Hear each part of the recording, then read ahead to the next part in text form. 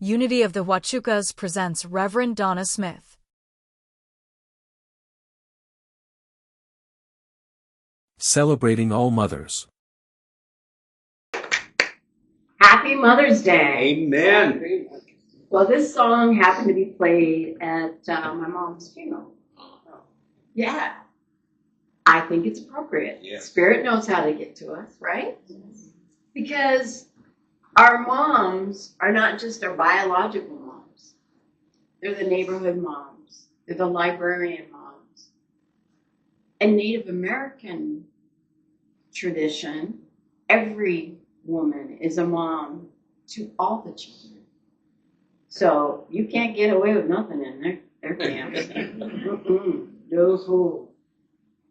But the best part is each child is nurtured by a different mom in a different way. They're taught different skills and how to be in the village, how to be a part of the tribe, how to grow up and support the tribe. Each child, male or female, they all have roles, they all have talents, and that's all brought out. And that's what I love. Lori and I are so into Native American. When we did the visioning, the dreaming, what we call, of our wedding, we were surrounded by all the grandmothers telling us, guiding us, and it was just amazing. And that's what we miss nowadays. We miss those neighborhood moms. Because I had a neighborhood mom, because my mom and dad worked all the time, but Mrs. Henderson was always watching out for us. And you know, she would not get mad at us, she would just teach us a lesson. Do you know when you're doing this, what that means? What can happen and the outcome of your decisions. She made us think about what we were doing as kids. You don't have that anymore. Kids are tied to iPads and they're tied to TV and they're tied to things that aren't really helpful. We need a mother's touch, a gentle push, a gentle kiss, swat on the butt. You've seen those kids, haven't you? Yes. Like, ooh. But that's what we come to understand what mother's love is all about. And for those of you who have children, it's such a gift to have these little creatures grow up to be amazing human beings. And you're like, I don't know how this happened. Sleepless nights and crazy nights and all this nights and blah, blah, blah. And how did my child grow up to be this amazing human being? I am just so grateful. Well, Spirit is always with us, guiding us on how to raise our children. Because when we're at the end, I don't have any children, I have to go through my wife's children. But at the end, we see that Spirit is like, be patient. This child has this kind of a need, this child has that kind of a need. When I was 5 years old, we moved to Pismo Beach, it's now Shell Beach, and the library was right across the street. And Mrs. Curley was very disciplinary with us kids. You come in here, you check out a book, you sit down and you read. You be quiet because there's other people reading. And that really impacted. She wasn't mean or nasty or cranky. She just said, all right, if you come in here, this is what you have to do. These are your responsibilities. And they really taught us kids how to be responsible and quiet and do our thing, but be quiet about it and be respectful. That's the biggest thing that she taught us, is respect. And she would nurture each one of us. We'd have a summer reading program and she'd sit down with us and talk to us. And she had some amazing experiences and she passed that on to us. But she didn't have any children. She had all of us neighborhood kids. And it was just amazing. She taught me how to alphabetize, put the books back at 5. I'm like, that was impossible. But she took that on to teach all of us how to be responsible. Know those You have to put your book back, and this is how you do it. And she just took her time with us.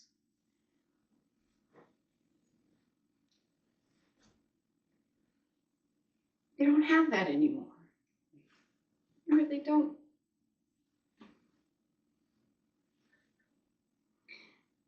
So we have to do that with not only our children, but the children that are responsible around us.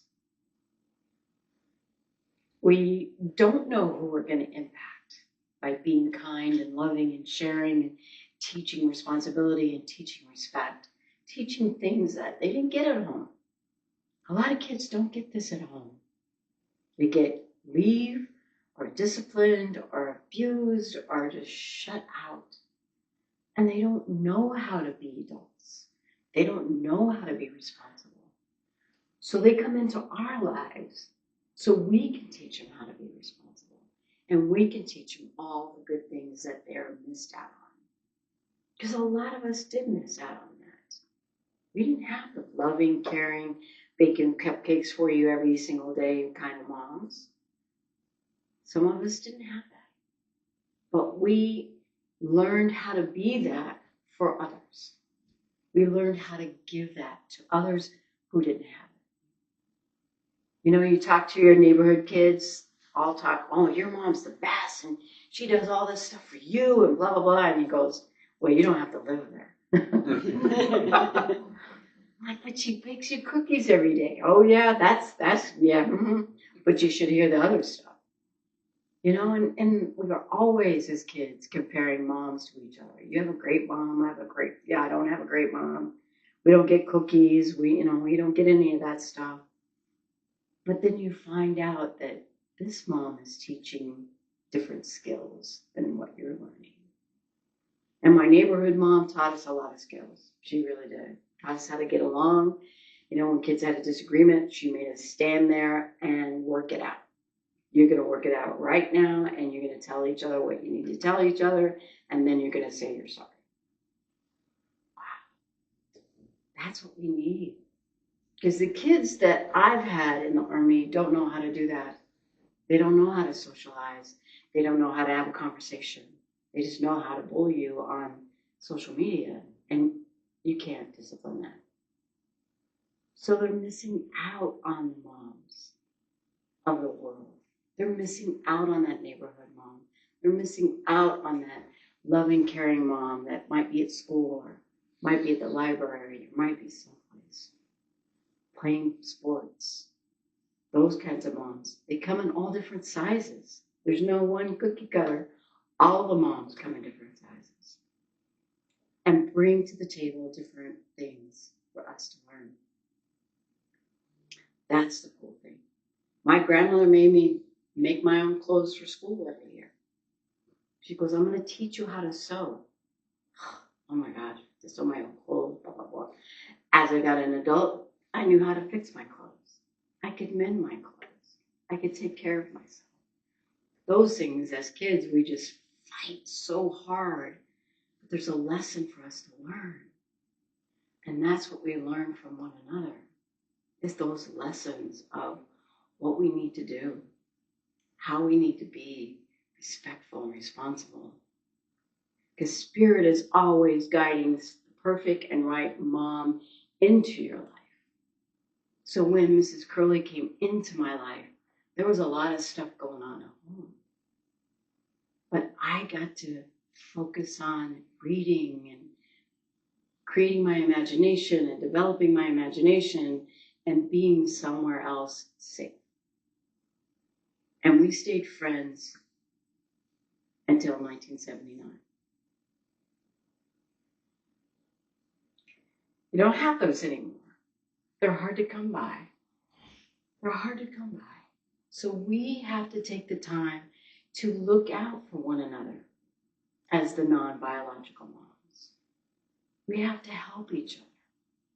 Help these kids in the library, anywhere we are. What do you need? What's going on? At the airport, sometimes they need some help. So just help them and show them kindness so they can learn kindness. Show them respect so they can learn respect. Show them how to be as adults, as kids, because that's what we get to do. We have to feed them, just like Mother Earth feeds us, gives us fresh water, gives us herbs for medicine. We have to teach our children the same things. Respect Mother Earth. She is giving you life, so you have to give life back. And we do it in different ways. Being a mom is very special. And I had a son. I had a daughter, started out as a daughter. Over 20 years ago, was a soldier. Didn't have a mom, really. Came to me and asked me to be her mom. And we worked through some stuff. Did some healing. Helped her see the best in herself. And that's what we get to do as moms. Help our kids see the best in themselves when they can't see it. Because they don't see it. They hear the bullying, or they hear the stories in their head, or develop whatever stories that everybody else has told. So this young lady came to me and said, I need a mom, and you're my mom. So I helped her get into OCS, helped her through her military career, and then helped her through her transition to become the real person that she wanted to be, which is a man. Talk about messing with your mind. It's like, oh, I'm losing my daughter, I'm getting a son, but I have taught this child to step into themselves and be who they want to be and feel good about who they are. And that's what we teach. How children can feel good about who they are. Be it, they don't have to be the smartest or the wisest. They can have gifts. They can be an artist. They can be creative. They can write stories. They can sing songs, write songs. Everyone has a gift. And when we teach them that they don't have to have the same gift as their cousin or their sister or their brother, that's the gift we get to give them. To see the best inside of them, see the best of who they are. And that's how we do that. And it doesn't end when they become an adult. I think it gets more.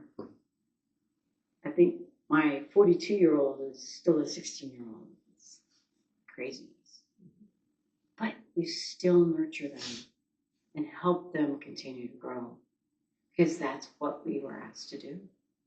Spirit brought this young woman into my life to help her because she had no mom. I had no children, but I had her.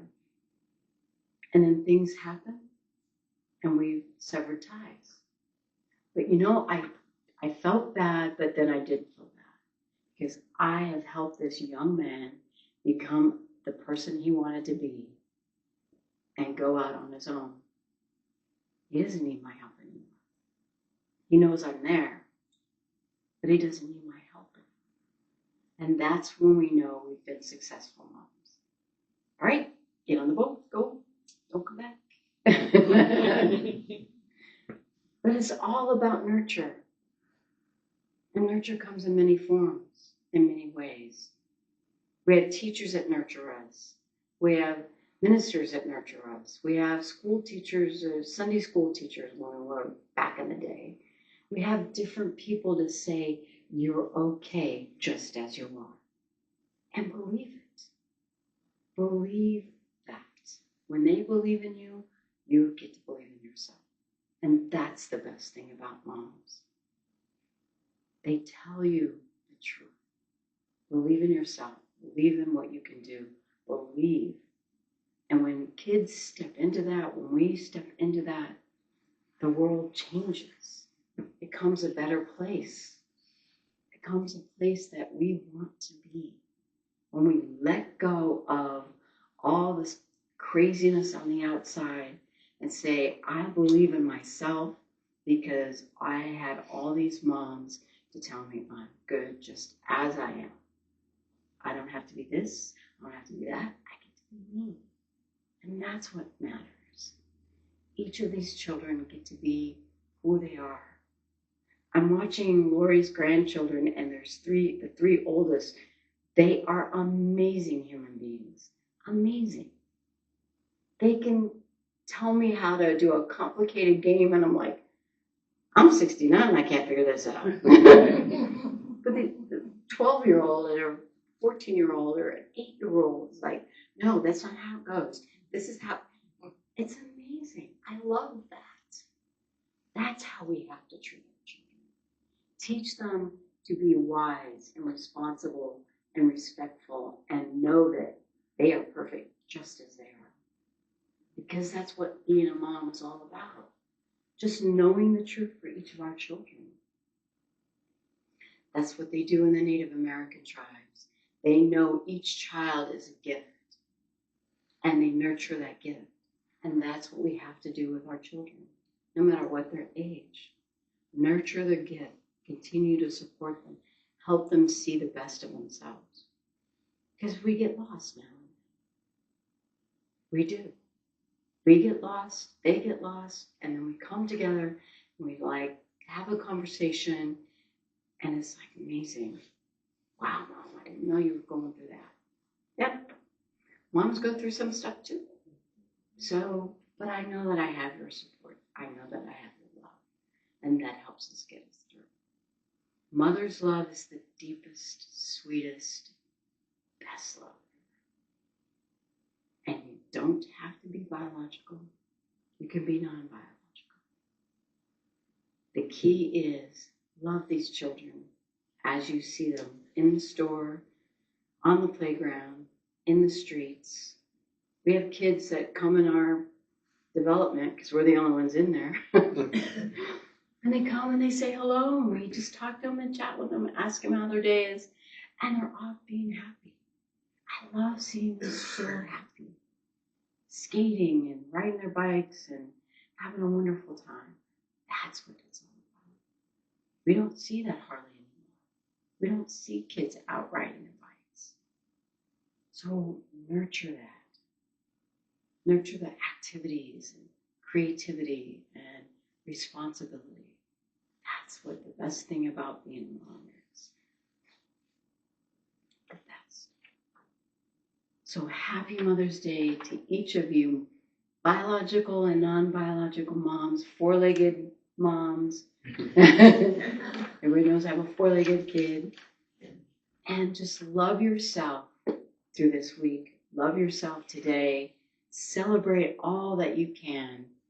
And know that you've done the best you can as a mom because your kids are alive and thriving. Have a great week. Take care.